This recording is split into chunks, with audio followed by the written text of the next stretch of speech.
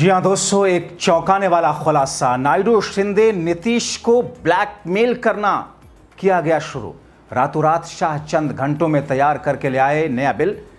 उपराष्ट्रपति चुनाव में क्या कुछ बहुत बड़ा खेला होने जा रहा।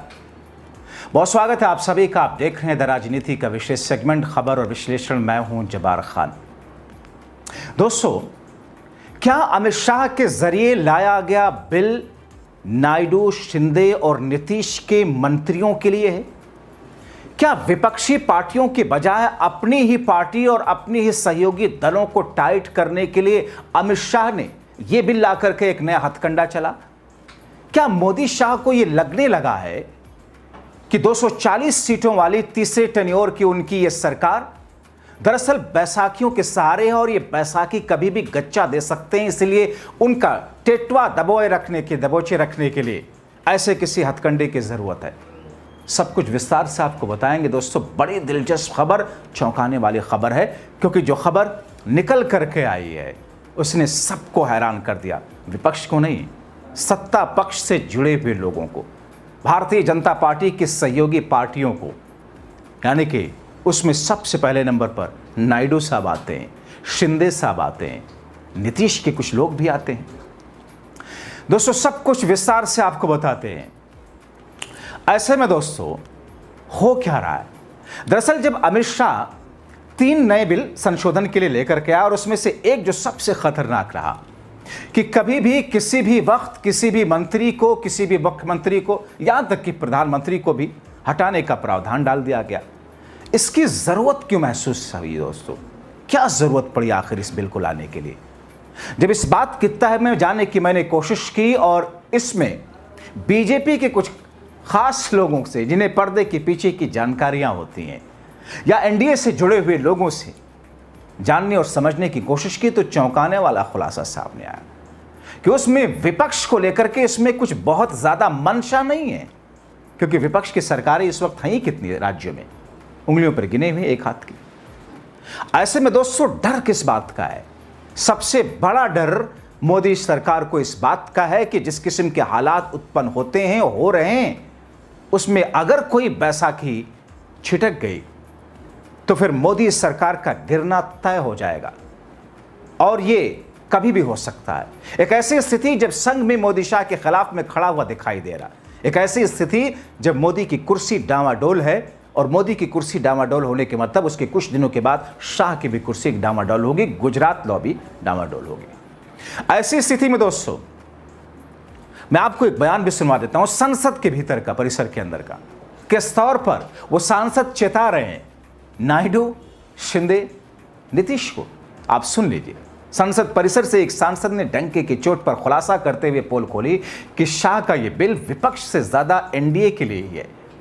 मैं आगाह करता हूं, नायडू कहते हैं कि मैं आगाह कर रहा हूं नायडू को, नीतीश को, शिंदे को सबल करके इस गुजराती लॉबी के साथ रहें। सिर्फ नायडू ही नहीं बल्कि अपनी पार्टी के भी कुछ मंत्रियों को, अब सोचिए बीजेपी के भी कुछ मंत्रियों को के खिलाफ इस बिल का प्रयोग करना चाहते हैं शाह, जो उनके विरोधी खेमे में होंगे, या यूं कहें कि शायद जो जिनकी लॉयल्टी इन दोनों से ज्यादा संघ के प्रति इस वक्त दिख रही है। सुन लीजिए इस बयान को पहले। विपक्ष मुक्त लोकतंत्र की जो आपकी अवधारणा है उसको अमली जामा पहनाते हैं। मैं आगाह करता हूं चंद्रबाबू नायडू जी को, नीतीश जी को, संभल के रहिए। और कुछ इनके स्वयं की पार्टी में भी शायद उनको भी निपटाने की ये योजना है। तो दोस्तों आपने ये बयान सुना। दरअसल हुआ क्या, उपराष्ट्रपति का चुनाव क्वार्टर फाइनल के तौर पर या सेमीफाइनल के तौर पर भी देखा जा रहा है कि आगे आने वाले दिनों में क्या कोई बैसाखी मोदी शाह की सरकार की छिटकेगी। उससे पहले उपराष्ट्रपति का चुनाव एक सेमीफाइनल के तौर पर माना जा रहा है। और खबरें मोदी शाह को ऐसी लगी कि इस चुनाव में, जिसमें विप पार्टियां जारी नहीं कर सकती हैं, जिसमें अपनी अंतरात्मा की आवाज पर सांसद पार्टियों के वोट करते हैं, अगर इसमें 2 पार्टियां भी छिटक गई, क्योंकि दोस्तों इसमें लोकसभा और राज्यसभा दोनों के ही सदस्य वोट करते हैं, अगर कोई 2 सहयोगी पार्टियां छिटक गई तो फिर उपराष्ट्रपति पद भी इनके हाथ से निकल जाएगा। और उपराष्ट्रपति पद हाथ से निकलने का मतलब है कि राज्यसभा में तो मोदी शाह की सरकार के सदस्यों के लिए क्या स्थिति होगी आप जान सकते हैं। क्योंकि कोई भी बिल दोनों सदनों से पास करना जरूरी होता है। और अगर राज्यसभा में विपक्ष का सभापति आ गया तो फिर हालत क्या होगी आप जान सकते हैं। ऐसी स्थिति में आपने देखा कि चंद्रबाबू नायडू, जिनके खिलाफ में कई सारे केसेस भी हैं, कुछ केस में वो जमानत पर हैं, और सबसे ज्यादा खतरा नायडू के लिए मंडराने लगा दोस्तों।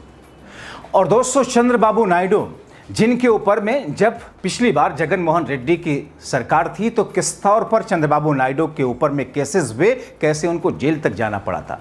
और कहा तो यहां तक गया कि साहब उस समय जगन मोहन रेड्डी, जो कि उस समय बीजेपी से उनकी काफी नजदीकियां थी, दिल्ली के इशारे पर चंद्रबाबू नायडू के खिलाफ में केसेस भी कराए गए थे।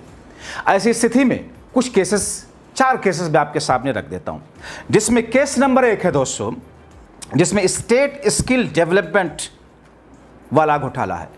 इसमें 2023 में नायडू को बेल मिली हुई है। इसी तरीके से दूसरा मामला है, दूसरा केस चंद्रबाबू नायडू के ऊपर जो है उसमें है फाइबर नेट प्रोजेक्ट केस।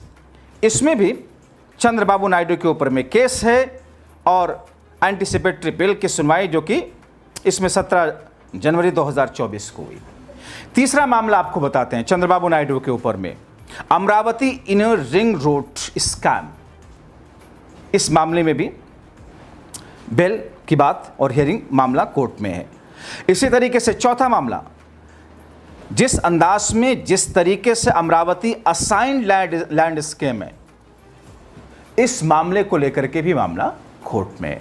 यानी कि बड़ा आसान है चंद्रबाबू नायडू के खिलाफ में सरकार का कोई कदम उठाना। अगर ये बिल अमित शाह का संसद से पास हो जाता है, जाहिर तौर पर राष्ट्रपति उस पर मोहर लगा करके कानून बना ही देंगे, तो फिर ऐसे में कभी भी चंद्रबाबू नायडू को जेल करा करके उनको उनके पद से हटाया जा सकता है। दरअसल इसलिए ताकि चंद्रबाबू नायडू उनकी सरकार के साथ किसी तरीके की दूसरी इंटेंशन को लेकर आगे ना बढ़े।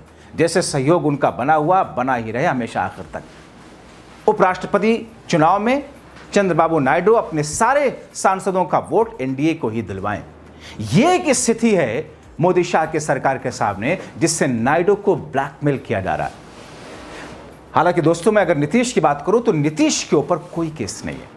नीतीश नीट एंड क्लीन, एक साफ छवि के मुख्यमंत्री हैं। लेकिन नीतीश के मंत्रियों के ऊपर, नीतीश के मंत्री जो कि बिहार के अंदर भी हो सकते, जो कि दिल्ली के अंदर, जाहिर तौर पर नीतीश अगर किसी स्थिति में चुनाव के बाद गड़बड़ाए या कुछ ऐसी स्थिति आए तो नीतीश के लोगों के भी, नीतीश के इन खास लोगों पर भी इस तरीके की स्थिति, या नीतीश के ऊपर भी कोई ऐसा केस डाल करके जिस केस में सजा का प्रावधान 5 साल का हो, लोअर कोर्ट से सजा हो जाए। दोस्तों, मैं कोर्ट पर तो कोई टिप्पणी नहीं करना चाहता, मगर कोर्ट का आचरण, खासतौर पर लोअर कोर्ट का आचरण देख करके तो लगता है कि साहब सत्ता पक्ष के लिए कई बार वो भी झुकती हैं। अब दोस्तों, चूंकि जो न्यायिक प्रक्रिया है, अगर मान लीजिए लोअर कोर्ट से आपको सजा हो गई, हाई कोर्ट से भी सजा हो गई, सुप्रीम कोर्ट तक बाकी रहता है ना, सुप्रीम कोर्ट से निर्दोष हो गए। बहुत सारे ऐसे मामले सामने हैं। तो ऐसी स्थिति में भी, और कहा यह भी जाता है कि करप्शन सबसे ज्यादा जुडिशरी में है, मगर उस पर कोई बोल नहीं पाता है क्योंकि कंटेम्प्ट ऑफ कोर्ट हो जाता है। तो कभी भी जब केसेस के जरिए, एजेंसीज के जरिए फंसा करके ही, आरोप लगवा करके ही किसी को जेल में डालना है, तो आप देखिए अरविंद केजरीवाल को कितने महीने तक जेल में रहे, बाहर है ना बेल पर। संजय सिंह को देख लीजिए, मनीष सिसोदिया को देख लीजिए, हेमंत सोरेन को देख लीजिए, बहुत सारे ऐसे लोग हैं। तो नीतीश कुमार के मंत्रियों के, एकनाथ शिंदे नाराज खूब होते हैं बीजेपी के साथ में महाराष्ट्र के अंदर, तो उनको भी बिल पास करने के बाद उनको भी टाइट कर दिया जाएगा कि साहब वो फाइलें तो बंद पड़ी है ना, जिसमें अजीत पवार वो चक्की पीसिंग फडणवीस और खुद प्रधानमंत्री नरेंद्र मोदी ने उनके लिए क्या कुछ नहीं कहा था। और दोस्तों, सिर्फ एनडीए के मुख्यमंत्रियों के लिए ही नहीं, अपनी पार्टी के भी मुख्यमंत्रियों के लिए, अपनी पार्टी के भी नेताओं के लिए, मंत्रियों के लिए, ताकि अगर किसी की लॉयल्टी पार्टी में दूसरे धड़ से हो तो फिर उनको सिर्फ बर्खास्त ही नहीं, उनको जेल की ऐसी हवा खिलाई जाए कि अंतिम न्याय पाने के लिए सुप्रीम कोर्ट तक 10 साल का चक्कर काटते रहें। और दोस्तों, ये मैं नहीं कह रहा हूं कि सत्ता से जुड़े हुए लोग, ये एनडीए के सहयोगी दल, उन पार्टियों के नेताओं की शंकाएं हैं। और ये कहा जा रहा है कि ब्लैकमेलिंग की प्रक्रिया शुरू हो गई क्योंकि नामांकन हो चुका है उपराष्ट्रपति के चुनाव के लिए, और पहली परीक्षा इसी सितंबर महीने में 9 तारीख को जब इलेक्शन होगा उपराष्ट्रपति चुनाव का, वोट पड़ेंगे और उसके बाद जो नतीजा आएगा। तो एक तरीके से फ्लोर मैनेजमेंट, और दूसरा ये कि 2/3 मेजॉरिटी चाहिए इस कानून को पारित करने के लिए। ऐसी स्थिति में अमित शाह का जो फ्लोर मैनेजमेंट चल रहा है उसमें अपने सहयोगियों को भी एक तरीके से चारों तरफ से घेर करके इस अंदाज में करने की कोशिश है। तो क्या चंद्रबाबू नायडू वाकई उनके जो दोस्त रहे हैं, उनकी पार्टी में कभी रहे, रेवंत रेड्डी जो कि कांग्रेस के नेता हैं, तेलंगाना के मुख्यमंत्री हैं, जिनकी उससे खूब चलती है। हाल में आपने सुना था ना वो बयान जगन मोहन रेड्डी का, पूर्व मुख्यमंत्री का, आंध्र प्रदेश की। उन्होंने कहा था कि साहब वो चंद्रबाबू नायडू के हॉट लाइन पर राहुल गांधी से बात चल रही है, कौन करा रहा है? रेवंत रेड्डी करवा रहे हैं। तो क्या इन तमाम चीजों की भनक और इन तमाम चीजों के बारे में डिटेल जानकारी अमित शाह को मिल चुकी है और उनको लगने लगा कि उपराष्ट्रपति के चुनाव में ये समर्थन नहीं करने वाले, आगे आने वाले दिनों में सरकार को गच्चा भी दे सकते हैं। इसलिए इस बिल को ला करके एक तरीके से चीजों को सुनिश्चित करने की तैयारी है। तो विपक्षियों से ज्यादा उनकी ही पार्टी के नेता जो मंत्री हैं, उनकी ही पार्टी के नेता जो मुख्यमंत्री हैं, उनकी ही पार्टी के सहयोगी दल के मुखिया जो मुख्यमंत्री हैं या मंत्री हैं, उनके ऊपर एक शिकंजा कसने का एक प्रयास। तो आप सोचिए किस तौर पर सत्ता चलाने के लिए, सत्ता को बचाए रखने के लिए पार्टियां टंट्रम करती हैं। और आपने सुना था ना कल नैतिकता की दुहाई दे रहे थे अमित शाह। कहां चली जाती है नैतिकता? नैतिकता तो छोड़िए, कानून का उल्लंघन कैसे किया जाता है दोस्तों, आपके सामने सब कुछ है। अपनी राय कमेंट बॉक्स में जरूर लिखें। अंत तक वीडियो देखने के लिए बहुत शुक्रिया।